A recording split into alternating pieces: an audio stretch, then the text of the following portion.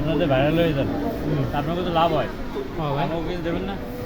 দেবো পরে, ভালো ভাইরাল হয়ে।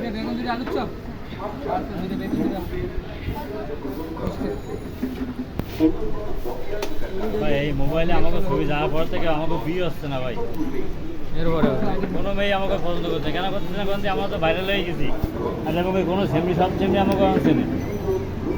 সুরি সামারি করে যেটা সেই জায়গায় আপনি সে পুরীর দোকান না? হ্যাঁ এই জন্য আর ভিউ আসছে না। 30শে জুন 2024 তারিখের মধ্যে সাতটায় ভাড়া বকেয়া সহ হাল সমেত চতুর্থ না কোনো প্রায়োরিটি না।